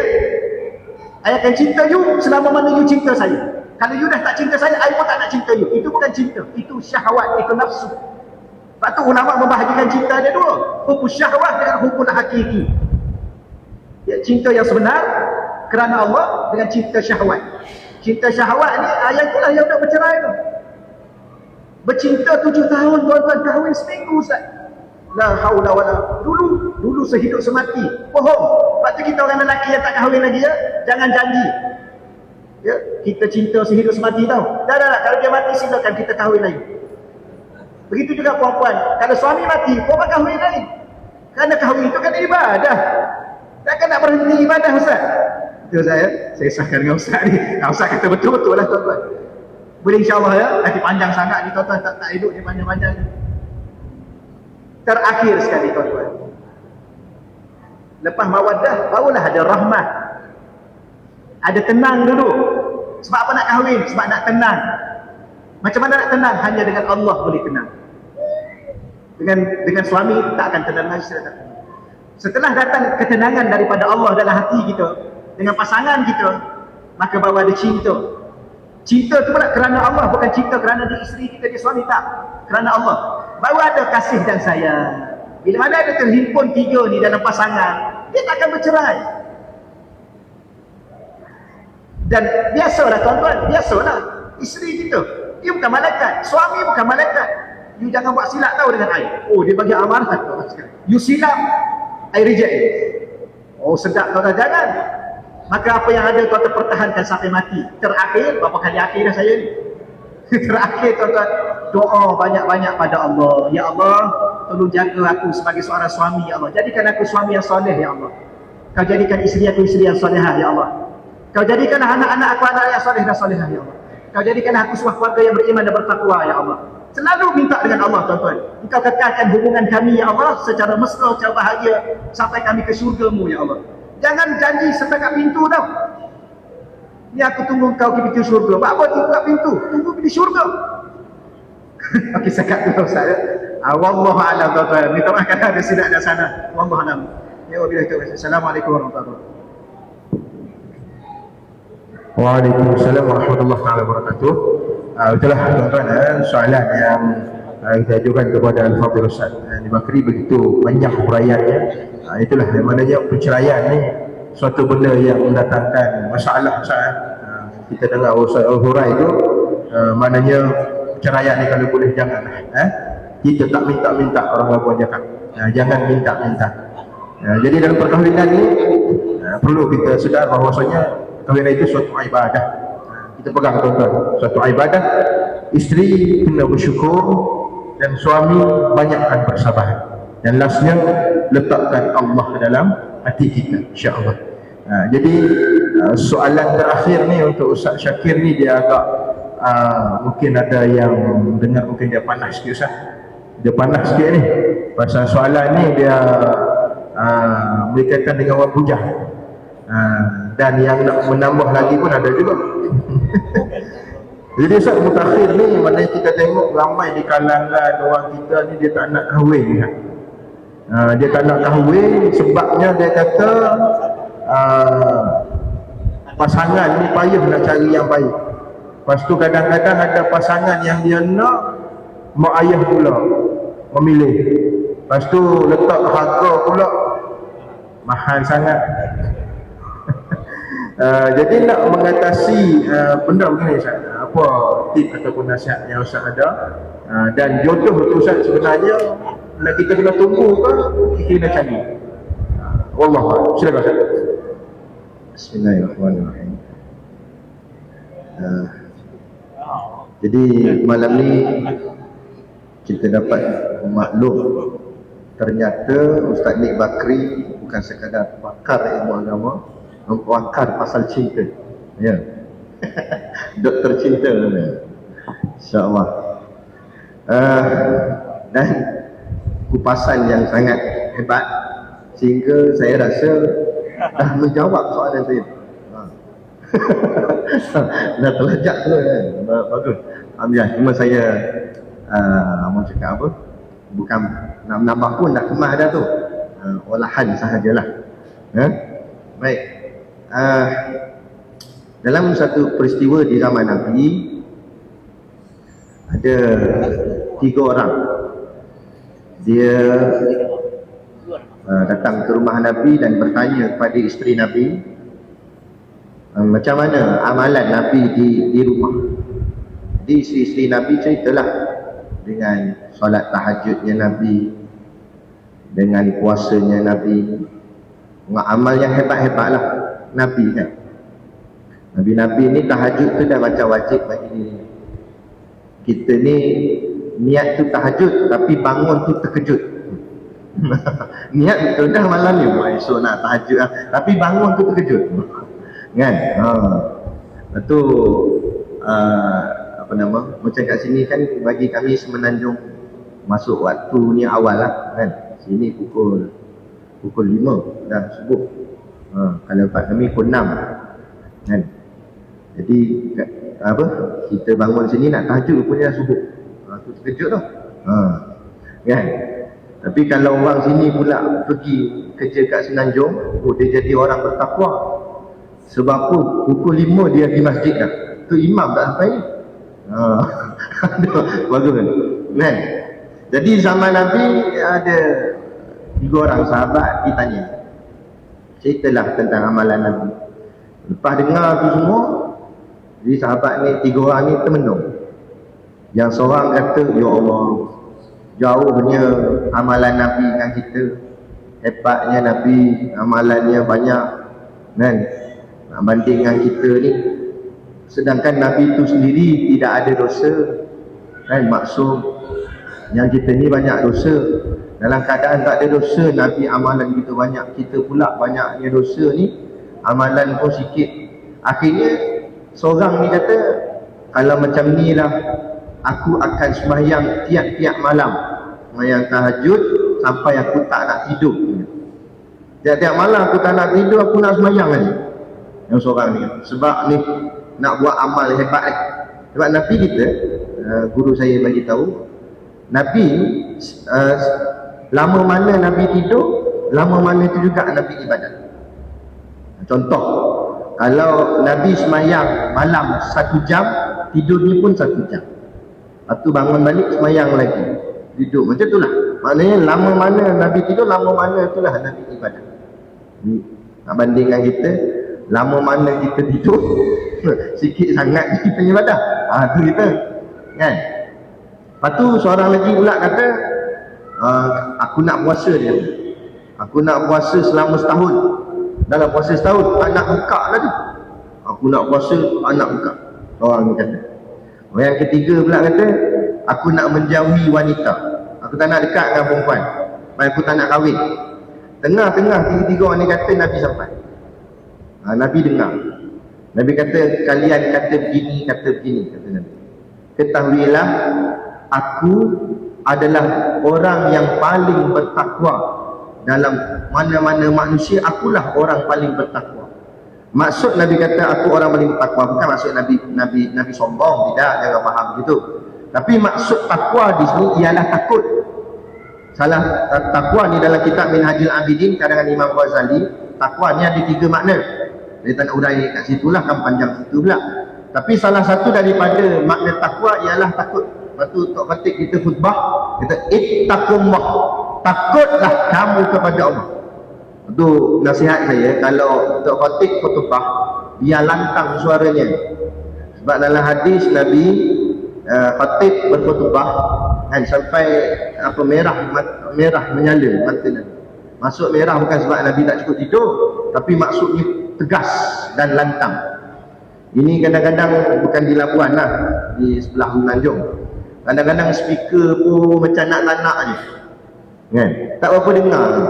Kita pula sampai lambat duduk belakang, bunyi itu imam ni cakap apa? Anak tak dengar, slow. Ittaqullah gitu. Nah, tu imam satu, tu imam dua gini. Tok Bilal tak payah cakap, kaki ni atas tu. Benar. Ya, ittaqullah, takutlah kamu kepada Allah. Bau terjaga semua, kan? Gitu. Bau tak tidur. Dan takut. Jadi takwa, bila Nabi kata akulah orang paling bertakwa, dalam arti kata lain, maksud Nabi, akulah orang yang paling takut dengan Allah. Walaupun Nabi itu kekasihnya Allah, tapi Nabi lah orang yang paling takut dengan Allah. Nah, sebab tu takut ni pun ada 2. Satu, takut kerana benda yang mengerikan, atau benda yang jelek, atau benda yang mengancam kita. Itu takut satu. Satu lagi takut kerana mahabbah, takut kerana sayang. Ni saya pandai agaklah sikit cinta-cinta tu. Ada kan? Takut macam contoh, takut yang mengerikan ni, takut hantu. Lagi sembahyang subuh, ada tiba-tiba ada tinggi atas pokok. Hati dia patah balik. Kan? Dia. Aku takut sebab benda yang mengerikan, menjijikkan, menjelekkan. Takut ni menyebabkan seseorang tu bukan makin dekat, makin jauh. takut dengan orang nak pukul dia, orang tua ancam, aku pukul hang lagi. Takut dia pun tak nak keluar lah, dia menyebabkan diri jauh. Jadi kita ni takut dengan Allah bukan yang ini. Kalau takut dengan Allah sebab ni, dia akan menyebabkan orang tu makin jauh dengan Tuhan, kan? Tapi takut yang dimasukkan takwa ni iaitu takut yang mahabbah, takut sebab cinta. Contoh macam kita bercinta dengan berkasih sayang dengan mak dan ayah kita. Kita sayang mak kita, sayang ayah kita, kan? Dan kita takut sayang tu akan hilang daripada mak kita, daripada ayah kita. Nah, sebab tu kalau ayah kita pukul kita lagi boleh tahan lagi, mak kita cubit kita boleh tahan lagi. Tapi kalau sampai ayah kata, aku malas nak pukul hang dah, lantak hang nak buat aku tak nak peduli dah, hang bukan macam anak aku lah, mampu pi kat hang lah. Tu kalau bahasa utara tu, mampu pi kat hang. Walaupun dia tak usik kita, tak lebam pun kulit kita, dengan sebab dia kata mampu pi kat hang, hang tak usah balik rumah dah, aku tak nak tengok muka hang lagi. Dia cakap gitu, pecah hati. Jadi ada orang dia takut, bukan sebab takut ayah dia nak pukul dia, tapi dia takut ayah dia benci, dia takut mak dia tak suka pada dia. Begitulah, itu ibarat saja. Adapun dengan Tuhan lebih lagi lah. Kita takut dengan Allah tu, takut Allah akan memalingkan kita, Allah tak pedulikan kita. Itu yang disebut sebagai istidraj. Hidup kita nampak senang, duit banyak, gaji besar, kereta hebat, kereta besar, rumah besar, umur besar, kan? Tapi sebenarnya makin jauh dengan Tuhan. Masjid tak nampak, masjid tak boleh nak pergi, kuliah tak boleh nak duduk, kan? Akhirnya itu sebenarnya sebagai satu bentuk istidraj. Allah lambatkan keduniaan, tapi kita sebenarnya dengan Tuhan jadi jauh. Na'udzubillah.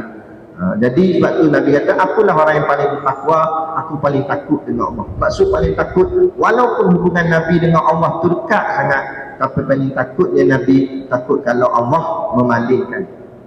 Sebab kita kena ingat dalam sejarah juga, dulu Iblis nama dia Azazil. Sebelum bernama Iblis, nama dia Azazil. Dan dia ni antara makhluk muqarrabin. Makhluk muqarrabin artinya makhluk yang paling rapat dan dekat dengan Tuhan. Dekat dia dengan Allah. Tapi dia overconfident dan sombong, lagak dia. Sehingga kan ada ura-ura mengatakan akan ada satu makhluk yang akan dilaknat. Dia tak pernah menyangka dia. Dia sangka orang lain yang akan dilaknat. Dan makhluk-makhluk lain jadi takut dilaknat Allah. Akhirnya makhluk yang lain jumpa dengan dia lah, sebab dia paling rapat dengan Tuhan. Maka minta Azazil, tolonglah, minta pada Allah, janganlah laknat kami, jangan laknat kami. Dia doa, minta ya Allah jangan laknat makhluk ni. Habis makhluk dia doa, siapa dia tak doa? Dia tak doa untuk diri dia sendiri. Dia tak doa untuk diri dia sendiri. Akhirnya yang kena laknat dia sendiri. Sebab tu jangan kita overconfident. Itulah maksud yang dimaksudkan Nabi bila Nabi kata akulah orang yang paling bertakwa. Dan begitu kata Nabi, bila akulah orang yang paling bertakwa, aku yang paling takut dengan Allah. Tetapi aku, kata Nabi, aku sembahyang malam, aku juga tidur. Dan aku berpuasa, aku juga berbuka puasa. Aku juga menikahi wanita-wanita, kata Nabi. Dan kata Nabi, faman raghiba an sunnati, siapa yang membenci akan sunnahku, falaisa minni, dia bukanlah daripada kalangan. Jadi salah satu daripada sunnahnya Nabi iaitu atazawwajun nisa, yakni menikahi akan perempuan. Jadi jangan sampai kita jadi tak nak menikah, tak nak kahwin dengan perempuan, sehingga takut-takut nanti kita termasuk dalam golongan yang tidak suka kepada sunnah baginda Nabi SAW, sehinggalah Nabi sebut falaisa minni, dia bukan daripada golonganku, bukan daripada. Nabi tak mengaku dia sebagai ahli Nabi ataupun umat Nabi. Nanti kita takut. Jadi timbul juga persoalan, ada ulama yang tak nikah. Sebagai contoh yang popularnya Al-Imam An-Nawawi, kan, tak berkahwin. Tapi kita kena faham juga apa, atas dasar apa. Adakah Imam Nawawi tak suka pada pernikahan? Tidak, bukan begitu. Kalau kita tengok pada manakibnya, Imam Nawawi itu kerana sibuknya dalam mendalami ilmu agama. Jadi apa alasan kita dengan tak nikah? Adakah kita juga seperti Imam Nawawi, sibuk belajar agama sampai tak kahwin? Ke sibuk ke laut? Sini kan ramai offshore kan. Sibuk kerja, sibuk ni sampai malang. Dia jadi situasi zaman hari ni, keadaan hidup kita ni, dunia kita semakin meningkat. Walaupun kita ngaku-ngaku hidup kita ni susah, kan? Apa nama, tadi pun tengok ada orang hantar bil elektrik nak naik lah, apalah. Kita memang mengeluh kos sara hidup tinggi apa sebagainya. Dalam kita duk kata macam-macam tu, bukan nak bela kerajaan, tidak ni, tapi maksud ni dari sudut agama. Walaupun kita duk sibuk itu, perasan tak perasan, kita punya duniawi pun meningkat juga sebenarnya. Kereta kita pun tambah juga, kan? Rumah pun, lagi-lagi kalau kita nak bandingkan dengan nenek moyang kita dulu-dulu. Dan dari segi duniawi, agak-agak siapa lebih kaya? Dari segi duniawi lah, kita. Orang zaman dulu nak ada kereta payah. Kira ada basikal tu kira hebat dah. Pusing habis kampung tunjuk basikal ni. Nampak? Tu kira hebat dah dulu ada basikal, kan? Lah ni kereta sampai tak muat parking. Ada rumah kat ipar saya di Selayang, di Gompak. Rumah flat lah. Orang rumah flat tapi kereta bukan flat lah, kereta hebat. Bersusun sampai tak muat parking. Akhirnya buat parking kan ni, parking tindih. Parking tindih ni undang-undangnya tak boleh angkat handbrake. Sebab kalau ada orang nak keluar yang dia tindih tu, yang dia blok tu, jadi orang tolak. Dah jadi rutin macam tu dah. Nak ceritanya, kehidupan dunia ni dah semakin meningkat. Makin lama makin meningkat. Kita pulun ke tak pulun je, bahasa orang utara lah. Pulun, tahu pulun? Pulun tu maknanya sini apa? Sungguh-sungguh. Kejar sungguh-sungguh lah. Sungguh-sungguh macam mana kita cari dunia ke, atau kita buat lebih kurang tak cari sangat dunia pun, dunia kita pasti meningkat. Percaya? Dunia kita pasti lebih daripada dulu. Dulu mungkin rumah sewa lah, ni rumah beli. Ada kadang-kadang macam tu, kan? Dulu mungkin numpang rumah mak, sekarang ada rumah sendiri. Mesti ada kemajuan dari segi dunia. Adapun dari segi akhirat, kadang-kadang kita merudum. Lagi-lagi kalau kita banding dengan orang-orang lama, orang-orang dulu, nenek moyang kita dulu. Orang Perak kata orang laming. Orang Perak, kan? Nah, jadi banding dengan orang dulu, apa nama, dengan hafal Qurannya, dengan semayang sunatnya, hebat banding dengan zaman kita hari ini. Lepas tu kita hari ini dengan sebab kehebatan dunia yang kita ada ni, rasa kecukupan tu cukup dah, sehingga kan ada orang dia rasa aku tak perlu dah nak ada pasangan, sebab aku ada dah dunia tu. Nanti kalau aku hidup dengan dia pula, barang aku nak kena share dengan dia, dia jadi macam tu. Sebab tu lah tadi, sebab tu saya cakap soalan saya ni dah dijawab oleh Ustaz Nik Makri. Mana kata kalau kita nampak perkahwinan ini sekadar kerana nak bercinta, laki perempuan, ataupun nak orang cakap apa, nak bahagia ke apa ke, memang dia akan rasa jemu. Bila dia tak dilayan, dia akan rasa menyusahkan, dia akan rasa terbeban dan sebagainya. Tapi kalau memandang nikah ni sebagai sunnati, kata Nabi, sebagai ibadah mengikut sunnahnya Nabi, aku menikah kerana Nabiku menikah, mencintai Nabi, sehingga mencintai isteri tadi, kahwin dengan perempuan tu pun kerana hasil kerana mencintai Nabi. Sayyidina Umar dia tawaf Kaabah, dia cium Hajarul Aswad. Orang tanya, Sayyidina Umar, kenapa kamu pergi cium batu tu, Hajarul Aswad? Aku tak menciumnya, melainkan aku melihat Nabi cium. Apa saja Nabi buat aku ikut. Nabi cium batu Hajarul, aku cium batu Hajarul. Dalam kata lain yang saya nak masukkan sini, apa kita buat mencontohi Nabi? Berbalik dengan soalan kita yang pertama tadi tu, ya, uswatun hasanah. Maka kita jadikan kecintaan, pernikahan dan sebagainya itu kita pandang dari sudut pandang ibadah, bukan semata-mata kerana love, cinta-cinta.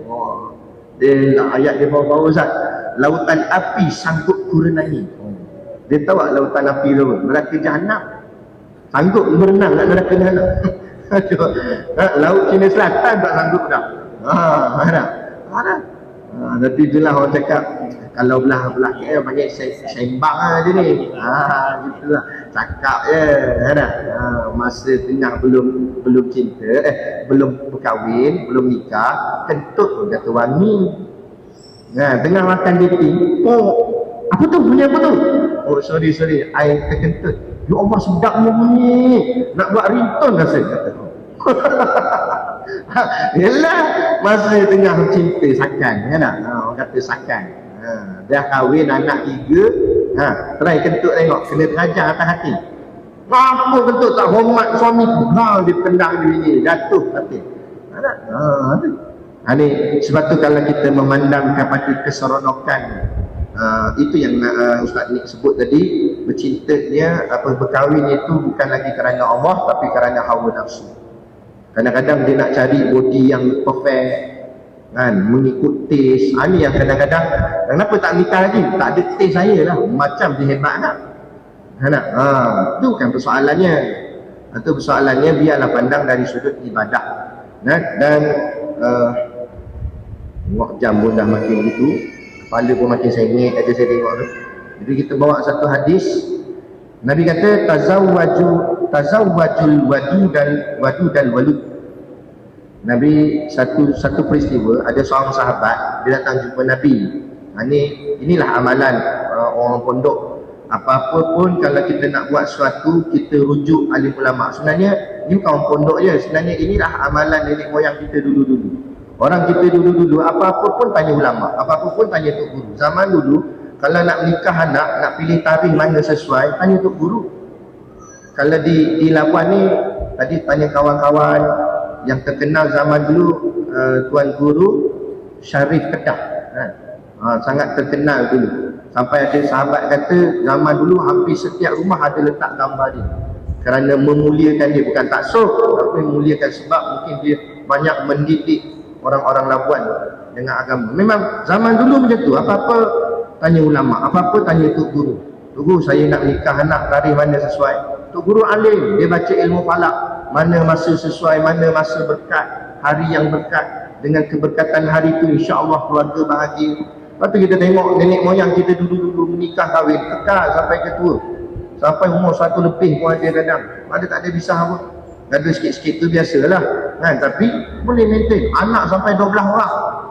Anak 12 orang. Orang dulu kan kaya sangat, tapi 12 orang anak tu bini pertama, bini kedua 12 lagi, 24 semua.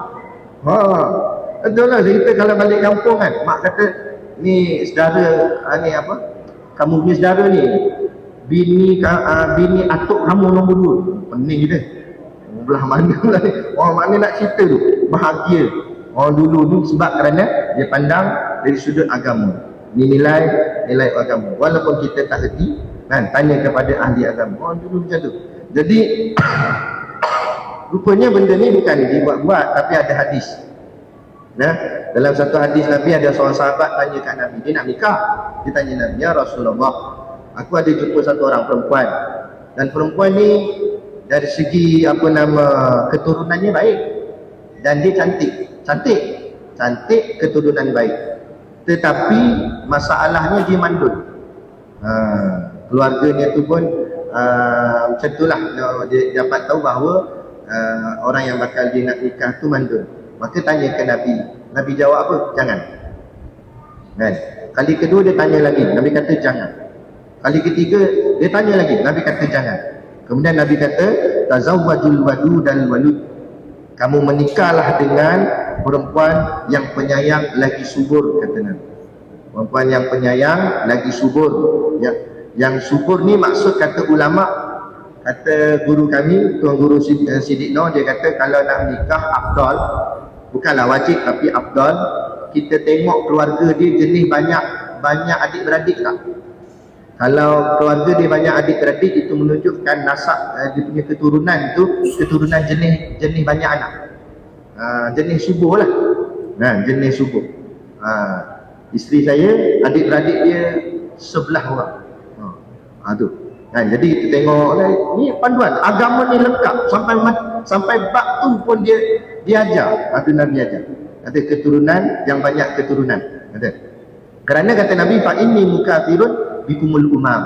Sebab kerana aku sangat berbangga nanti di hari akhirat kerana umatku ramai. Jadi di sini apa yang saya nak maksudkan, ini bermakna nikah bukan semata-mata kerana cinta, kerana suka sebab dia lawa, cantik dan sebagainya, tapi kerana ibadah, kerana mencintai Nabi tadi, mengikut sunnah Nabi. Nabi suka dengan sebab umatnya akan jadi ramai bila kahwin dengan orang yang boleh melahirkan anak yang ramai. Jadi cintanya, kahwin itu, nikahnya itu jadilah kerana Allah dan Rasul, kerana jadi ibadat.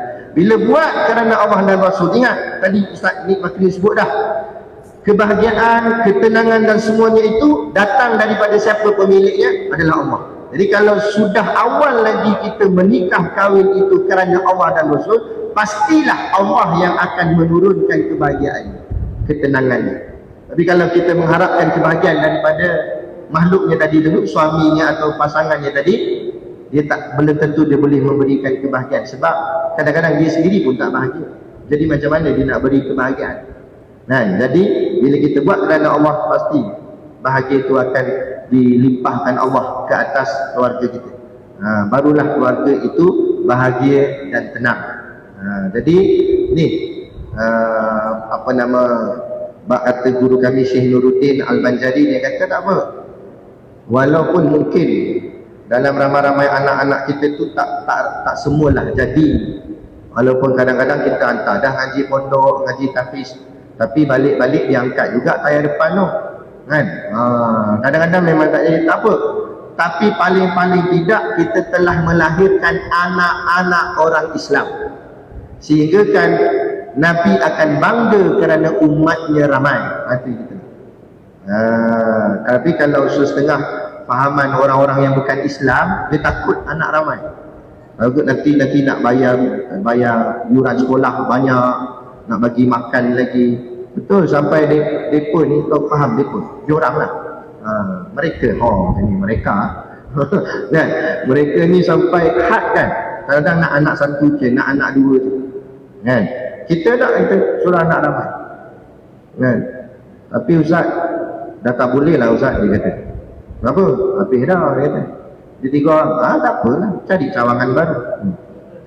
Lu tambah lagi anak, banyak-banyak anak. Marah orang perempuan, jelis macam kan, anak semua kan.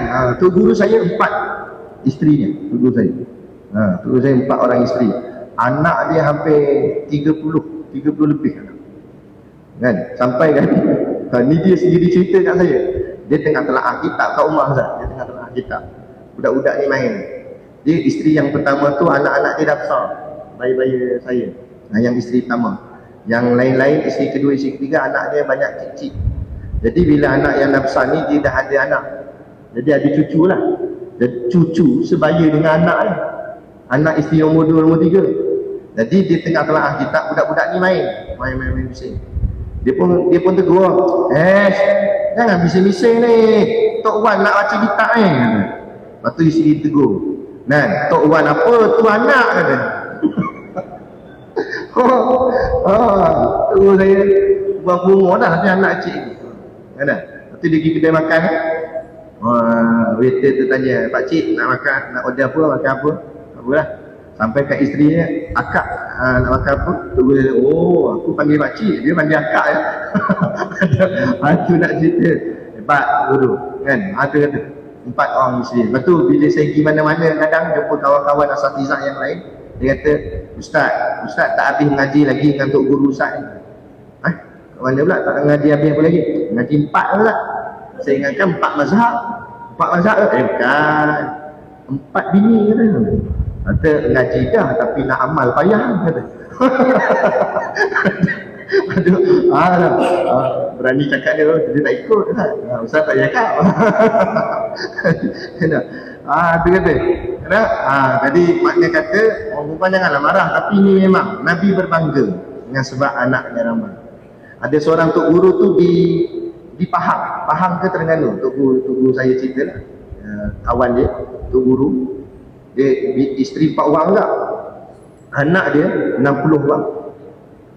Mana seorang bini tu kat 10 berbelah lah, berbelah kan 60 orang, sampai dia tak ingat Kamu ni siapa? Dia tanya. Budak dia kata, anak lah dia kata. Oh ya ke? Mak mana satu? Dia tanya. Mak ramai sangat. Aduh. Nabi bangga. Nak ni sungguh. Ni ibadah. Sebab tu, kita jangan pandang soal kerjaya. Tak apalah, kita dah ada kerjaya. Tak ada masalah. Malah patutnya dengan sebab kerjaya lah kita lagi nak bantu. Kalau boleh, kalau tadi soalan dalam soalan kata zaman hari ni nak cari perempuan yang solehah pun payah. Memanglah kalau ikut kriteria yang Nabi ajar, cari adil agamanya. Tapi kalau dah kata payah juga, tak apa, cari. Ni kata tok guru kami, cari yang ni, yang rambut free hair, hijau, kuning, merah, macam tak dilat rambut. Nah. Tapi tujuan kita nak tarbiyah dia, nak dakwah dia, sampai dia boleh tutup ni, nampak mata dia. Sampai boleh jadi nikobis pula, tutup aurat yang elok. Tapi nak buat didik dia tu, kita kena kuat lah. Kalau kita pun bukan tahajud, terkejut aja, payah agak, takut nanti siapa tarik siapa. Sebab tu kalau kita tengok lori towing, lori tu kena besar, yang dia nak tarik tu kereta kecil. Lepas tu kalau lori pula tu sadai, dia punya lori towing bukan lori biasa, bukan lori tarik kereta, jenis tarik lori tak, dia lagi besar untuk nak tarik lori. Sebab apa? Sebab dia nak tarik kan? Kalau kereta tarik lori, agak siapa kena tarik? Itu kawan aku nak berdakwah kan? Aku nak cari yang free hair ni, aku nak kahwin nanti, aku nak dakwah dia. Tengok-tengok dengan diri dia jadi sebelah pendek kan? Hilangkan kopiah-kopiah sama hilang lah. Jadi tak usah lagi alasan kerana payah dah zaman hari ni nak cari. Kita pandang dari sudut agama. Sebab tu kita kena perkemahkan diri kita, sebab kita nak bimbing satu orang yang kata Nabi, orang perempuan ni tulangnya bengkok. Jadi kalau dibiarkan makin bengkok, kalau dipaksa takut patah. Jadi sebab tu orang perempuan tak sesuai jadi pemimpin, maka lelaki lah yang akan memimpin. Jadi bila kita ni golongan muda-muda ni, yang bujang lagi ni, niatkan nak kahwin kerana agama, kerana Allah dan Rasul, dan kerana nak pimpin perempuan daripada terjerumus ke lembah-lembah maksiat. Sebab orang perempuan antara orang yang paling mudah nak terjebak dengan perkara-perkara dosa. Sehingga kata Nabi, sewaktu aku di-Isra' Mi'rajkan, aku lihat ramai di dalam neraka itu dari kalangan wanita, dari kalangan perempuan. Dan dalam riwayat yang lain pula Nabi pernah sabda juga, kalau kamu dah dengar Dajjal dah mula keluar, maka ikatlah anak-anak perempuanmu. Sebab dia orang yang lemah, istilah ulama sebut lemah akal. Dia tak boleh nak fikir panjang, dia tak boleh nak fikir jauh, dia fikir setakat esok, fikir setakat hari ni. Tapi kita punya fikir sampai 10 tahun 20 tahun ke depan. Itu beza. Dan Allah jadikan begitu untuk kita hidup lengkap melengkapi. Jadi kita kena bantulah. Jadi janganlah orang cakap apa, tak nak kahwin lah apa semua. Jadi bila benda-benda macam ni berlaku, dia takut juga. Sebabkan dah hujung boleh sebut Ustaz. Jadi kalau dia nak ban pun ban lah, tak habis lah ni. Jadi bila benda-benda ni kita tolak dia, ni jarum-jarum setan akan masuk, maka terhasillah yang namanya LGBT. Jadi tak suka kat perempuan, suka kat lelaki. Dan benda ni pahala yang sangat besar tuan-tuan, saya sebut. Sebab apa ni lah, walaupun Dajjal tu secara zahir tak nampak apa mata, tapi sistem Dajjal, sifat-sifat kedajalan, dah mula merebak. Baru-baru ni berlaku kes yang saya sangat takut, berlaku di sekolah saya sendiri Ustaz. Berlaku antara hubungan lelaki dan lelaki. Na'udzubillah. Itu kita takut. Baru ni benda-benda macam ni lah. Tak nak, bila kita cakap pasal kahwin ni, tak nak anak. Kamu ni kenapa ni? Kamu nak apa? Kamu nak lelaki? Ini jadi masalah. Ini yang dikatakan luar tabi'i, yang sehinggakan tadi Ustaz Hudan nak letak golongan apa dia tak tahu nak sebut. Setan pun tak benda tu. Ada pernah dengar setan jantan bantai setan jantan? Setan pun geleng kepala air. Ada. Ini jadi masalah. Binatang pun tak macam tu. Ini tiba-tiba ada manusia. Sebab apalah benda-benda macam ni. Benda-benda macam ni. Jadi benda-benda macam ni, cumanya, tapi dalam masa yang sama juga, jangan pula kita meraihkan hubungan couple-couple supaya kita tak nak anak kita jadi gay ke apa, kita berkata hang kena ada awet ni. Jangan pula kita meraihkan hubungan apa namanya di luar nikah ni pula. Cumanya bila dia dah ada rasa keinginan, maka permudahkan urusan pernikahan. Jangan buat jadi payah dengan hantaran yang tinggi-tinggi, nak ikut-ikut orang, nak lawan-lawan orang. Jangan. Permudahkan. Sehingga kan, kalau kita tengok di zaman Nabi dulu, umur 15 tahun dah nikah dah. Malah nenek moyang kita dulu-dulu macam tu. Muda-muda nikah dah untuk nak selamat. Supaya dia tak terjebak. Tapi hari ni, tunggu dia kena habis mengaji dulu. Dalam duk mengaji tu, pegang tangan dah. Gondeng dah atas naik motor ni, Syed. Buat pergi mandi sungai. Kenapa? Itu dalam duk dekat universiti tu. Mak ayah duklah buat. Anak tu di Universiti Syalam. JITM dan sebagainya di universiti ni. Kenapa? Dah berkapal-kapal lah lagi perempuan. Kita kata dah kena habis ngaji dulu baru boleh ham nikah. Dia dah buat maksiat. Sedangkan nikah tu halal. Nikah tu ibadah. Nikah tu boleh pahala. Sedangkan pegang tangan di luar nikah itu maksiat, itu haram, itu berdosa. Sehingga akhirnya kita ibu bapa merelakan anak kita melakukan maksiat daripada melakukan ibadah. Sebab tu saya cakap tadi, ini isu ni kalau dikupas betul-betul, dia panas, dia jadi macam bercanggah dengan cara hidup yang kita laksanakan hari ni. Kita hidup ni kita ikut siapa? Ikut cara barat, bukan ikut cara Nabi kita, bukan ikut cara agama. Kita dah terbiasa dengan cara barat macam tu. Mesti kena habis diploma, kena habis degree. Ni siapa yang ajar? Nabi tak ajar kita macam tu. Tapi ini yang berlaku. Sebab kita tadilah, kita sudah disistemkan oleh mereka. Kita dah jadi, orang cakap apa, dah diikutkan dengan cara hidup mereka. Sehingga kan akhirnya ini yang berlaku. Sebab keinginan nafsu tu tetap ada, tapi disekat. Akhirnya bila sekat, nafsu tu dia jadi nafsu yang salah. Akhirnya dia buat dengan jalan yang salah. Sehingga akhirnya tersadailah seorang baby di dalam longkang. Itulah kuncinya. Lepas tu kita nak garu kepala, macam mana masyarakat kita jadi macam ni, kita buatkan motivasi lah. Semua tak dud. Satu je jawapan dia, balik kepada Islam. Tu je. Baliklah kepada Islam. Ikutlah balik sunnahnya Nabi, ikutlah balik caranya Nabi, apa yang Nabi ajar. Kan? Jangan kita orang cakap ada. Sebab tu di awal forum tadi saya sebut bahawa sehingga kalau Allah sebut tak ada cara hidup yang diterima Allah melainkan cara Islam. Tapi bila kita tak nak ikut sistem ni, macam saya terkesan dengan Ustaz Nick sebut tadi, yang moga-moga saya boleh jadikan modal dalam ceramah tempat lain pula kan. Contoh kita kata dari sistem pernafasan. Kalau sistem pernafasan ni salah, maka boleh menyebabkan kematian. Apatah lagi kalau sistem hidup salah dengan sistem hidup yang dikehendaki Allah, pasti dia akan menyebabkan kematian juga. Tapi bukan kematian nyawa, kematian agama, kematian imannya, kematian akhlaknya. Ini yang berlaku.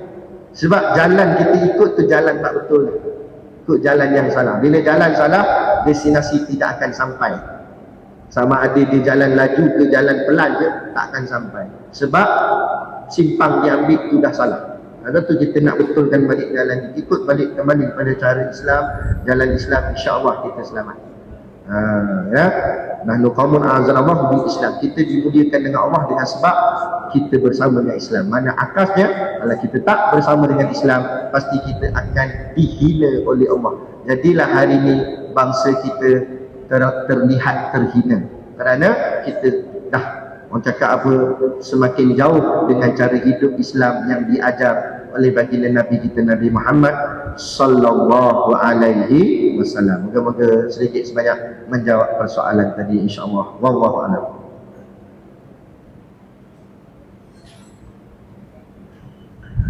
Alhamdulillah, terima kasih Ustaz. Penerangan yang panjang lebar. Jadi perkahwinan itu suatu fitrah, tuan-tuan. Pada kejadian manusia ni, hidupnya, bahagianya, tenangnya, salah satunya perkahwinan.